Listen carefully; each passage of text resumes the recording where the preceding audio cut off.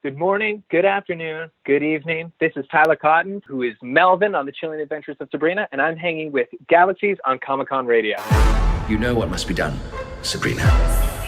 Claim the throne. Save precious Greendale. Your boyfriend. All hail Sabrina.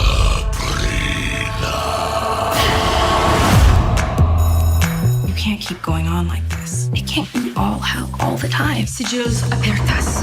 It's not all hell. It's all Nick. The balance is off in hell, so it is off in heaven, so it is off on earth. To preserve one realm, you must preserve them all. Embrace your destiny, Sabrina. Hell's under new management now. I'm the devil's worst nightmare. Are you sure you want to do this? Will you help me? Here we go again. If you want the crown, you're going to have to prove yourself worthy of it. That's my girl. Being queen of hell isn't a summer job. You're putting the coven in peril just so you can see your boyfriend. Forget about me. You have a coven to save. Save Greendale, my family, my friends, everything I love.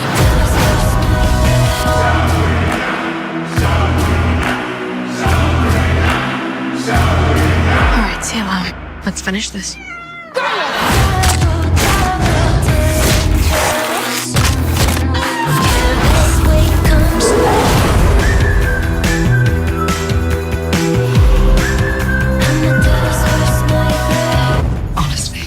First purgatory, now hell. What's next? Heaven. I'm the devil's worst nightmare. Good morning, good afternoon, and good evening. This is Galaxy signing in for Comic-Con Radio.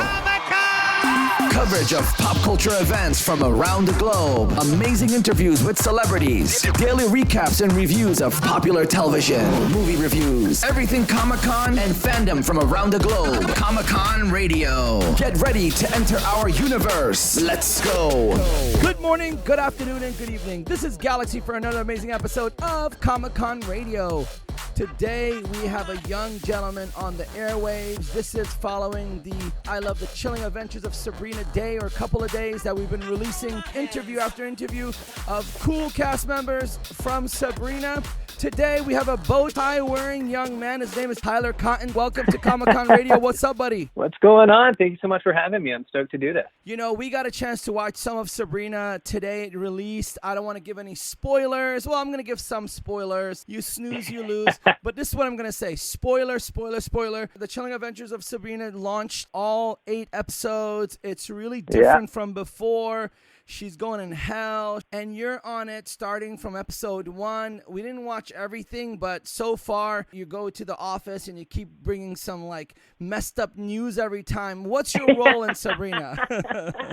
So I play Melvin. I call him the shy, socially awkward, but well-dressed warlock. And you saw me a bit in part 2. I was in the Lupercalia with Dorcas, and then I died and was brought back to life by Sabrina, and then you'll see me in part 3. And as you said, I run in quite a bit, delivering some information, and it's good. It's fun. A lot of running in. A lot of running in and out. Yeah, I saw you in every episode. I'm like, this guy keeps coming in and like someone's, I'm not going to say what's happening to them, but this is happening and that's happening and this. And it's like getting worse and worse as the episodes go. Yeah, I know. How does Melvin always know what's going on? Yeah, maybe it's Melvin's, traits. Maybe, you're a fortune teller. You're a warlock. Not a good one. If everything keeps happening. And there you go. Not a good one. Yeah, not a good one. A lot of stuff's happening under your nose there, buddy. But, you're having some good success with the show. It's a recurring role. You're on almost every episode of the season. You were on episode 1, and, of course, last season you were on it. But this season, which is part 3, as they call it, you're on every episode. How does it feel? Because the cast has really crunched down for part 3. It's not like this elaborate type of situation. It's mostly the main cast members with the recurring people, and you guys are like in 1 or 2 areas and doing things. It feels amazing. I mean, Melvin was only written to be in the one episode that I was originally in Lupercalia. So the fact that I keep coming back and I keep getting to do these amazing things with this amazing cast, it blows my mind. Every time I get a text saying that I'm in the next episode, I'm like, this is great. Feels And good, yeah, it feels amazing. And it's so nice too, because it's such an amazing cast and crew to be doing this show with. I'm grateful every day I'm on set. I love it. Isn't that a huge education for you? You're learning that even though they film you in all these different episodes and roles, you won't even know which episode, especially on shows like yours, because they don't want you to be too excited or leak it out or things like that. Isn't that a good education for you right now at this young age? Oh, 100%. I mean, like, this whole show has been an amazing learning experience for me, both with the production side of it and when I get the script and when I find out and go into table reads, but then also on the acting side of it, where I'm sitting there with some of the greats. I mean, Miranda, I loved on Lord of the Rings. I remember watching her when I was super young. She's like, I am no man. And it's so good. And to be able to watch her, Lucy, Kiernan, all of them, they're such amazing actors, and I learned so much from them. Is it surreal for you to see the sets and to be part of such an amazing series? Because you know what? A lot of the cast members, yes, they've been on things before, some great, some new. Everybody's become legends and icons ever since the Sabrina series started a couple of years ago. Does it feel really good to enter the set and be part of everything? It feels amazing. I mean, my first day I was so nervous coming into this show in part two. I mean, everyone had already been together for quite a few months before that, and I come in and I had my few days on set and my few scenes, and day one I walked in and I went to shake Abby's hand, and Abby smacked it out of my way and gave me this huge hug. So instantly I was welcomed into this family, even before I became a recurring part or such an established character. Like, when I was just in that one episode, I was welcomed instantly without hesitation. So there you go. And then they put you in this big oversized coat and this big ass bow tie. And they have you run around. They put me in all the wool. Oh yeah. Sideways. There's been a few sweaty days there in all the wool. Well, it seems like that. Well, you know, this season is super creepy. They're actually in hell part of the time. They're back in, the Dark Academy and then the regular Baxter High. And, between those three and Sabrina's house, it's just really cool. Very iconic locations. It's very fun. The characters are established by now. You know what's going on. You know exactly happening in the past, but the future is still untold because there's so many twists and turns. And I don't want to spoil it for the fans, because even though this interview is done and it's been a few days since the show has aired on Netflix, but some people are slow. They're not like me that just jumps on it that second at 2 a.m. and watches the series, because I had to watch what's going on. So something that happened during filming that really made it memorable for you. Can you share that? I think one of my favorite memories from set is Abby, who plays Dorcas, and I created a secret handshake for Dorcas and Melvin. And we filmed it, and I think Abby has it, and I'm going to try and get it from her, because I think I might try and post it at some point, because that was a lot of fun. It was just a fun day, and Abby and I goof around quite a bit. We get along really well. So, I mean, I think that was probably one of the most memorable days. I mean, they're all memorable. I have fun every day, but that one stands out as a good story that I'll always remember. That's a good story that you'll always remember. Well, you know what? This is the beginning for you. What a good start for you. Do you think that you started off pretty strong and from here it's just going to keep going up? Yeah, I think it was. Or you hope, actually.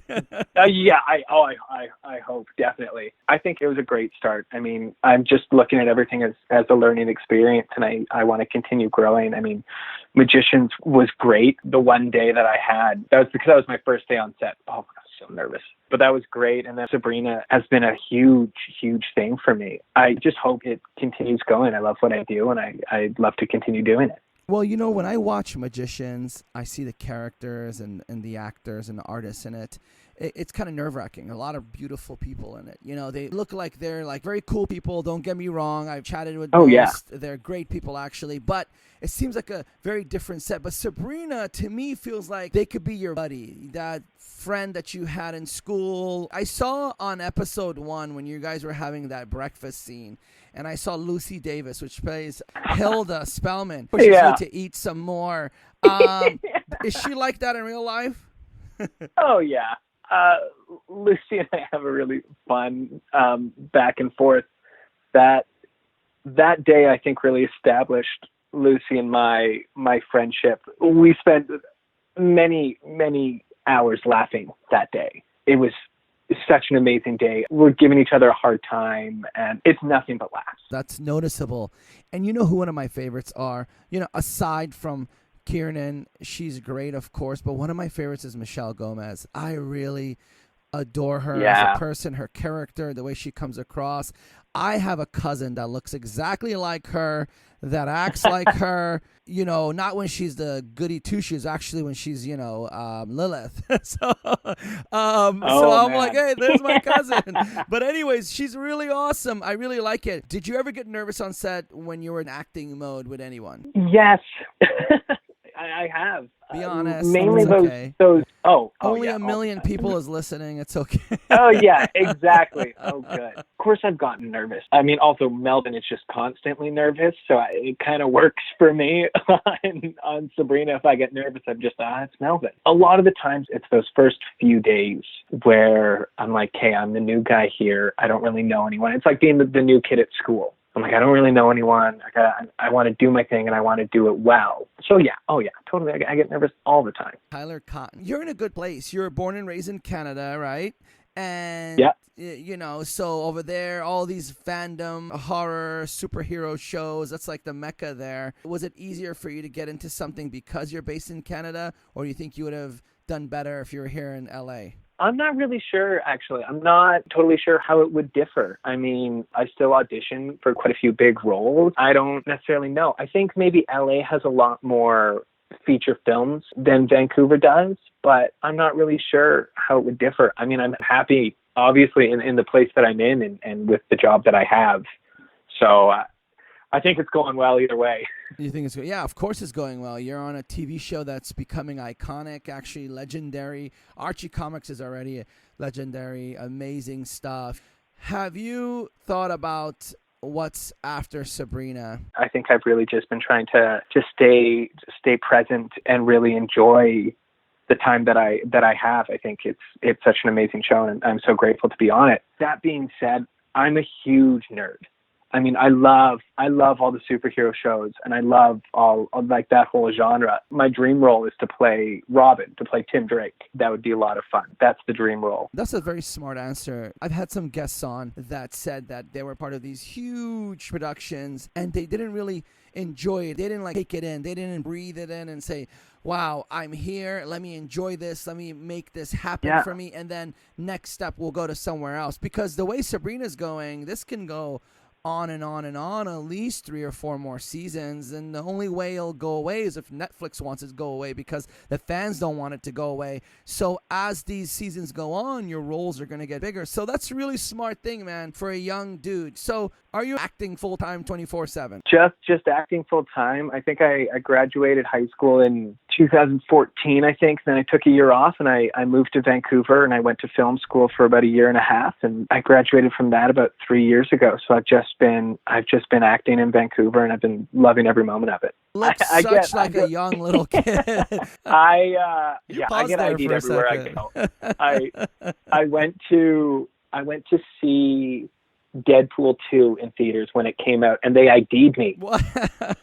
I got ID'd at the movie theater. And the movie's 18A, and I was like, come on. They ID'd you at the theaters, and you're basically like, what, 24? Something like that? Yeah, 23. It's like, I was like, and I was with friends and everything too. None of them got ID'd. It's just me. I think later in life you're going to want to be ID'd, so you're like, yes, come on, please, so I can look young. Oh, totally. Now you want to look older. Have you ever tried to go to a casino? He's trying to get us in trouble. Oh, yeah. Totally. I don't go out too often, but when I do, it's in Vancouver. In Vancouver, you need 2 pieces of ID, so at that point I feel like they're pretty certain. They're like, yeah, I think this guy's at least over 19, which is the drinking age in Canada. Wow, so Canada needs 2 pieces of ID. That's pretty smart. Yeah, not Not all of Canada, I don't think. I think Vancouver for sure. And I'm originally from Calgary, Alberta in Canada. And we only need one piece of ID. So, Dragon's Den, have you ever watched that TV show? Oh, yeah. You love it? It's like a staple, right? A part of the whole society in Canada. It's actually changed a lot. I love Dragon's Den. You look like one of the contestants on one of the seasons. Do I? Just like you. I was like, is this kid on Dragon's Den? But I was like, nah, he's just on Sabrina. He looks familiar. No, yeah. Saw you kissing a girl on Sabrina. I was very uncomfortable in that moment. How did you feel in that moment? How did I feel in that moment? Yeah. How did you feel? Did you like that moment?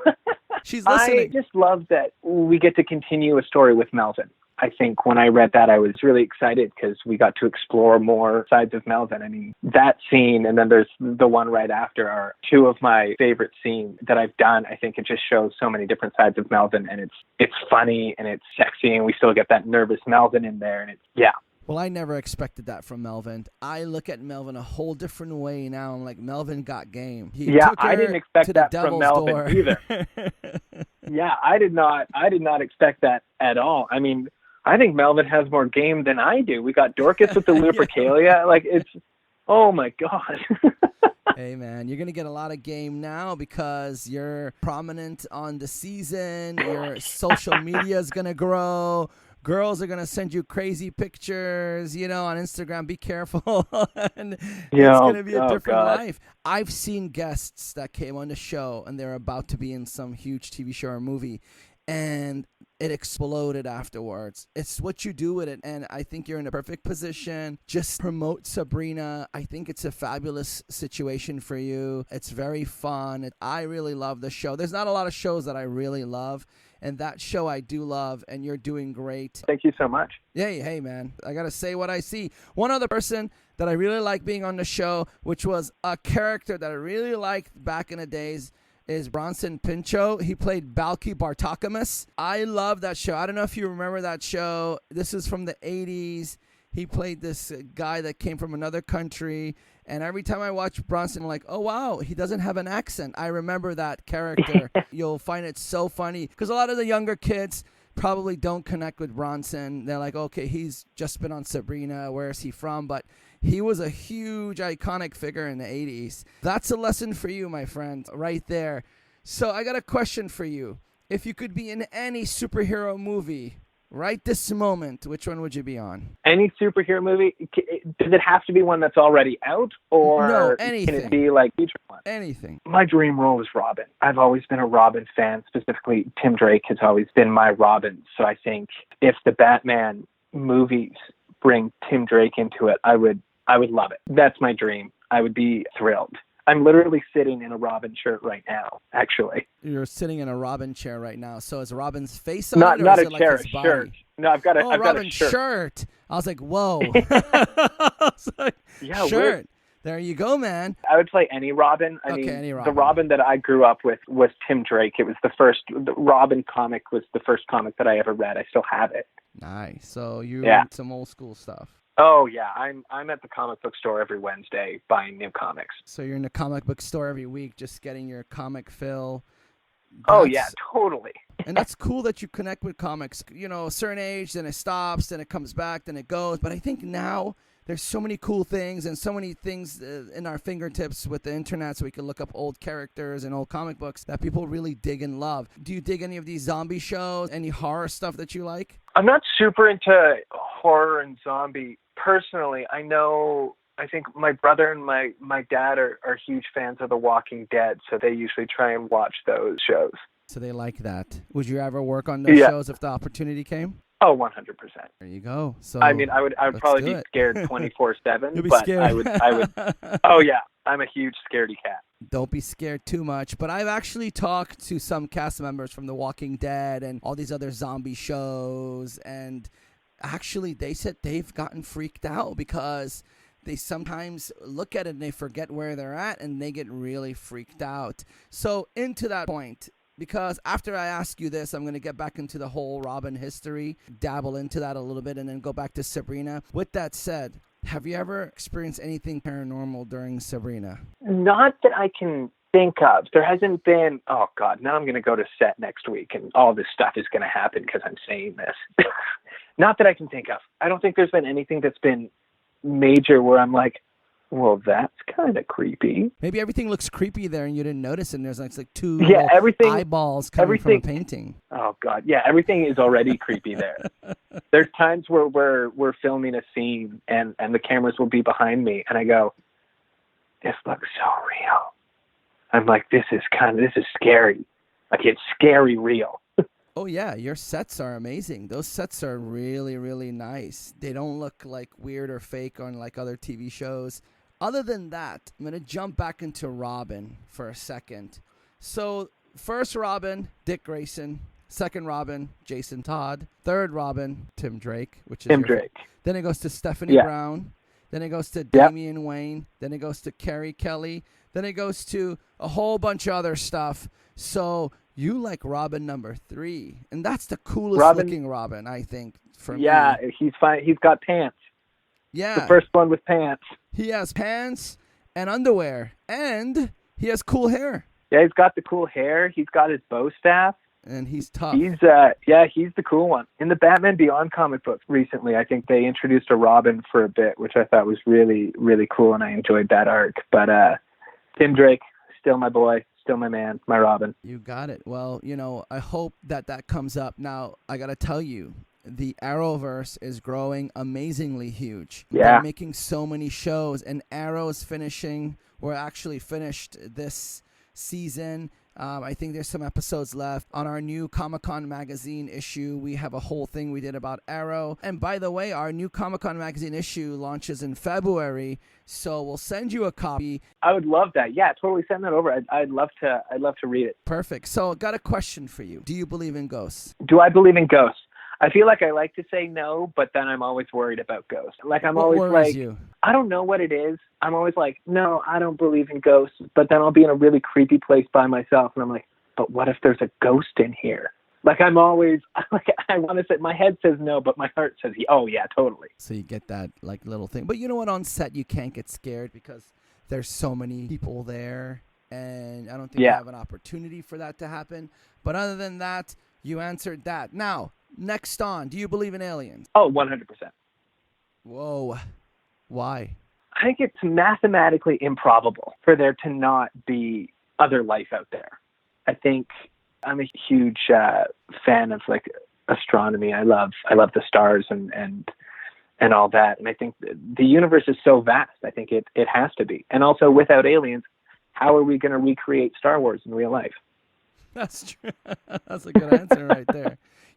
That's the most unique answer I've heard. I ask that sometimes, and they give me all these different answers, but that's pretty cool. Have you noticed that when they create a movie or TV series and like 5 or 10 years later, some technology comes out or some product that mimics the movie, and you're like, see, there must be something going on with some of these writers. Yeah, they've got to know something. Or a lot of these engineers or people that develop things watch these shows and they try to come up with, and they're like, okay, what if we can do this, or what if we can't do that? Like, I don't know, you don't remember, that was before both of our time, but Star Trek, when it first came out, back in the days, they had the little walkie-talkies in there, like, beam me up and talk to each other. And look, now we have mobile phones that mimic that. Of course, we had walkie-talkies, but these were like more like phones. So all these cool things that you see on TV shows, they're like becoming real now. Look at Tesla, look at these new rockets that go to space. And I saw on YouTube, they have this rocket program where it goes to space and comes back in like under 10 minutes. Isn't that ridiculous? So I heard you like lightsabers and you want it to become into a reality. What about it do you like? I want everything in Star Wars to become a reality. Maybe not everything, because I feel like there's a lot of wars, but I don't necessarily want that. I just think Star Wars is so cool. I've always been a big fan. The first thing I actually bought with my first ever acting paycheck was I bought Luke Skywalker's lightsaber, like one of the really high-tech ones. I just think it's so cool. I think they created such a great world, and I'd love to be a part of it, whether that was in real life or I was acting in it. I think that would be really cool as well. Well, there you go. I saw recently someone tried to create an Iron Man suit. Wow. Which I think is so cool. They had actual jets kind of attached to their hands, and they can actually fly around a bit. I think that's super cool. I love the direction that all of that is going. Of course. People go to Comic-Con events. They look at these cool suits. You look at cosplayers. Cosplayers these days are off the hook. They got stuff that you don't even imagine. I saw a cosplayer stand in front of me, turn into a car, and drive away. I was like, wow, this guy looks cool. And it was all motorized. It's unreal. I mean, cosplayers blow my mind. It's unreal how great of a job they do. Oh, yeah, absolutely. I think the detail and the work that goes into it, it's its own craft right there. Other than Robin, if you could be a cosplayer, which one would you choose? Other than Robin. We already know you love Robin to death. Other than him. Other than Robin. And you're not cheating on Robin. It's okay. Yeah. Oh, I don't want to cheat on Robin. But if I had to choose, I mean, I'm a big fan of the Flash as well. I think maybe the Flash would be a really fun one, or I'm a big Spider-Man fan as well. So I think maybe like a Spider-Man costume or something. I think, yeah, either one of those, the Flash or Spider-Man. Flash or Spider-Man. There you go. Anybody could be anything. So Back to the Future, the shoes, they look cool. What do you think about Back to the Future? Are they kind of, are we kind of catching up to them? I think we're getting there. I think in Back to the Future 2, they nailed it with a lot of things with like the video conferences and everything. I don't think we do have hoverboards. They did create hoverboards. They're not exactly like the ones in Back to the Future, but they hover. Oh, yes, they do. Yeah. Yeah. But it's a different hover, though. It would be really cool if the actual thing floated off the ground. I think we're about a decade away from something like that. I always say here's the thing. We're living right now in a time where we've seen some of the past 80s stuff, and which was still a different time, and now the future's coming. But I wish I would lived at least 30, 40 years from now, because I always wanted a flying car. I don't know why. I just want one.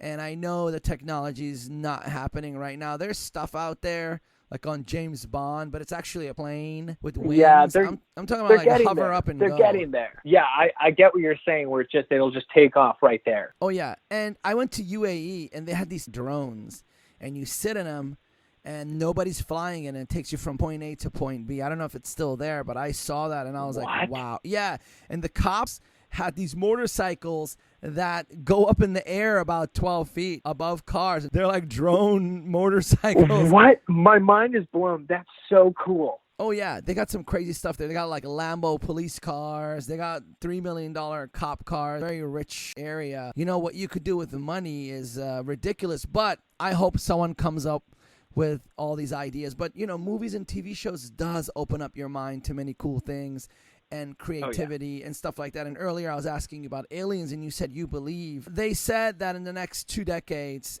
they're going to build things where we can go to space and come back really fast. Would you ever go? I feel like I would have to. I think if I didn't, I would regret it, because I love astronomy. I think I'm constantly catching myself looking at the stars and all that, and it just all fascinates me. So the opportunity to go up to space, I think would just be too much. I think I would have to do it. You would have to do it. You really dig it. Yeah, I think I would let a few people go before me just to test it out a bit. But once it's secure, then I would 100% go. Look at that, man. That's messed up. You want to? No, I'm just kidding. I would do it. I want to go to 20th time. Let it go 20, 30, 40 times. Then I'll go.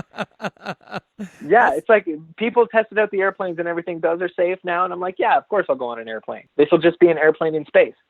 That's crazy. So, got to go back to Sabrina. I know you love space. I would do it too. I would go up there. Going back to Sabrina, I know it's the It thing. It just released a couple of days ago, whatever. Part 3, which is season 3. It's going good. You're a recurring role in it. Yeah. How's the food on set? Oh my God, the food is so good. It's so good. I love it. Whenever we do lunch, I always try and grab a second one, and I'll eat it there. I eat better on set than I do when I'm off set. It's so good. You're like, yes, dinner time. Oh, yeah.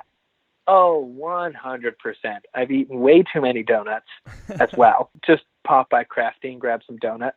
Ross and I usually try and grab some donuts. Nice. Do you ever film at nighttime there? Oh, yeah, all the time. So nighttime. We film. Yeah, we've done quite a few nighttime shoots. I think I did more nighttime shoots in part 2, actually, just because we did Lupercalia and everything. But yeah, we've done the nighttime shoots. We've done the daytime, the got to be on set at 3 a.m., done that. So with those nighttime shoots, I know I asked you if you've seen any paranormal or anything like that. Has anybody on set got freaked out all of a sudden when they were like, I don't want to shoot, I'm scared or whatever? Has anybody said anything on set? No, I don't think we've had that. No, I'm scared or anything. I think the set is just such a safe environment as well. Again, I haven't experienced anything paranormal, which will probably end up happening now that I said that.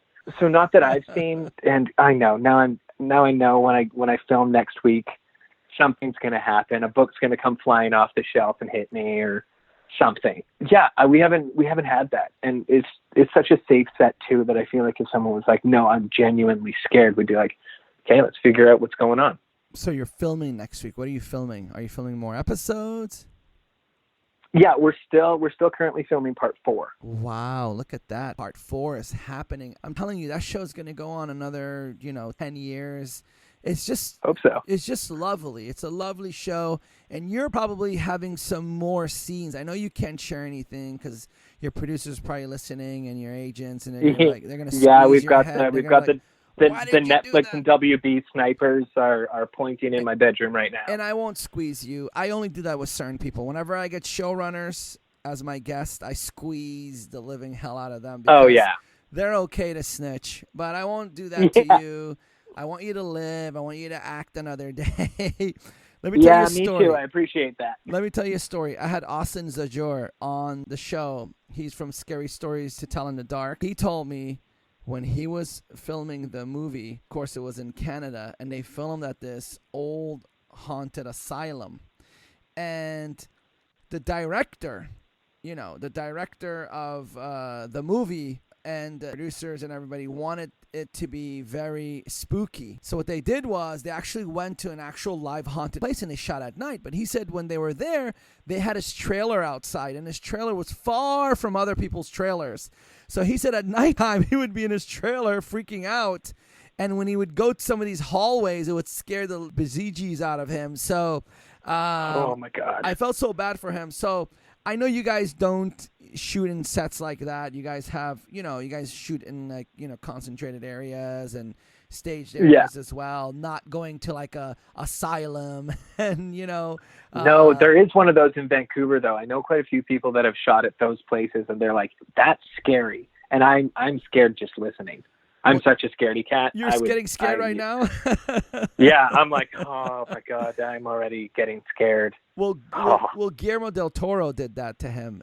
He wanted it to be, that guy's a genius. He wanted him to feel it and all that. So here's the thing, man. What else are you working on other than Sabrina? Let's make this light so you're not freaking out. Are you like turning around looking behind your back right now? Yeah, I'm checking around right now, turning on all the lights.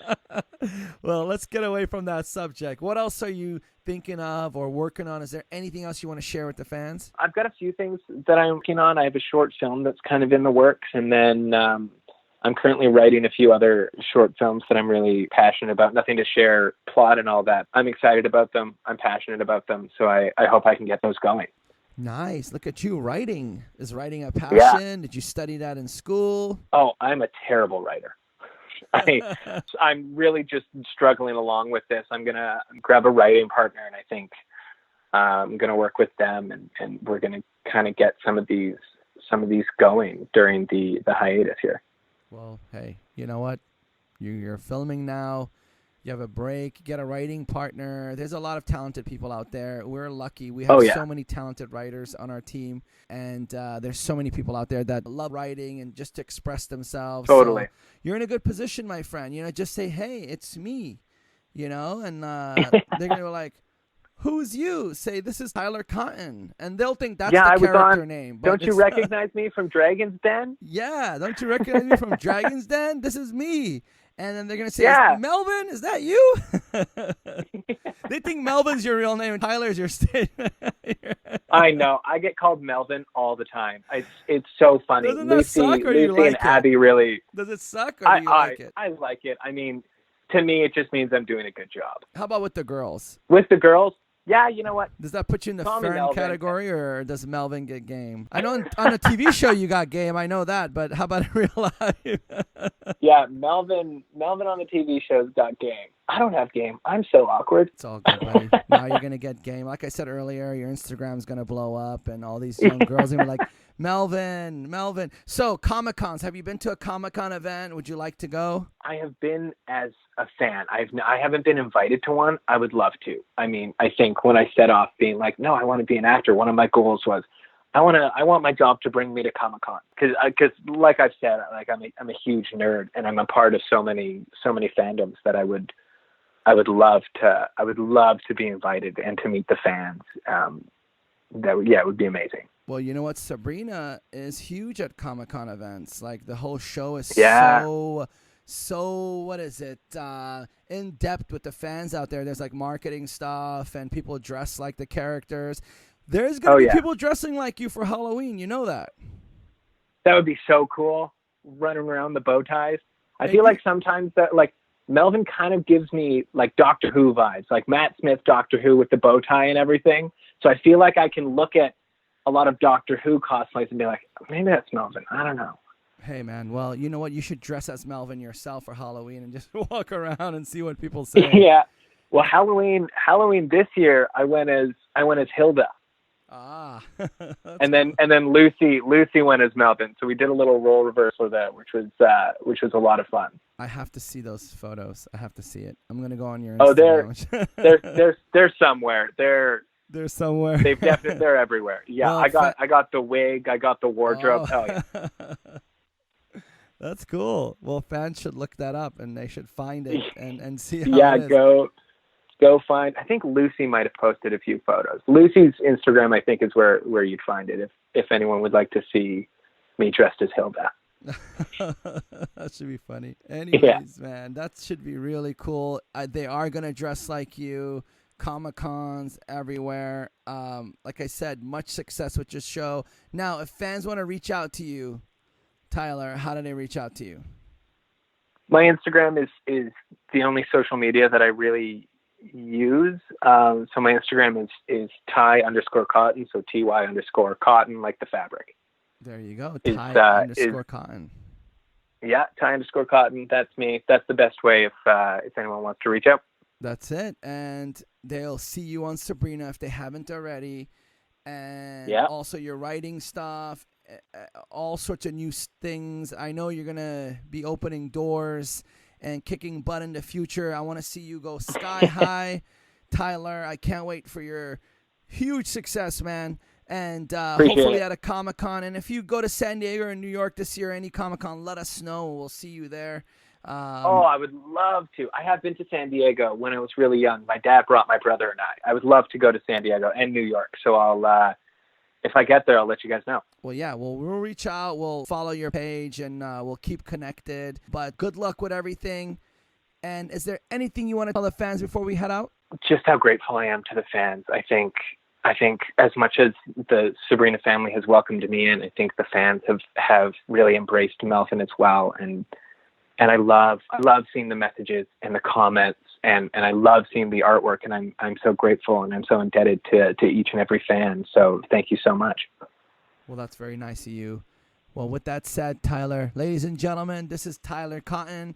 He plays Melvin on the Chilling Adventures of Sabrina. That's out now on Netflix. Go to Netflix. Yes. Click on it. Watch it. He's in every episode. He's doing really cool. I didn't want to share beyond 3 episodes because I don't want to do too much spoilers, but check him out.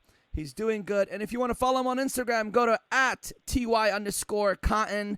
Follow him. Say what's up. Don't send any naughty pictures. I always say that. Please do not, unless he wants it. I don't know. It's something. No, don't send naughty pictures. Don't send naughty pictures. Actually, send him naughty pictures. No, just kidding. With that said, ladies and gentlemen, Tyler, you've been a really cool dude, man. Thank you for hanging out with us. We really appreciate you. We can't wait. Yeah, thank you for having me. Yeah, we can't wait to have you back on one of these days. Good morning, good afternoon, and good evening. That's it, ladies and gentlemen. And with that said, we have to blow 1 billion kisses. Are you ready, Tyler? We're blowing 1 billion kisses? 1 billion kisses to the world. Ready? 3, I can 2, try. 1, I'm ready. 1 billion kisses to the universe. Hey, man, those are cool. There's 1 billion in there. Hey, they're going to put in their pocket and take it out when Melvin's on Sabrina. And do it. with that said, Netflix and chill, and peace.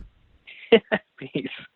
Good morning, good afternoon, and good evening. This is Galaxy signing out from another amazing episode of Comic-Con Radio. Tune in for your daily shows of Comic-Con Radio. Go to comicon-radio.com. Reach us on social media, Instagram at Comic-Con Radio. Comic-Con Radio, taking the world one listener at a time. Thank you so much. I've been a fan. I had so much fun.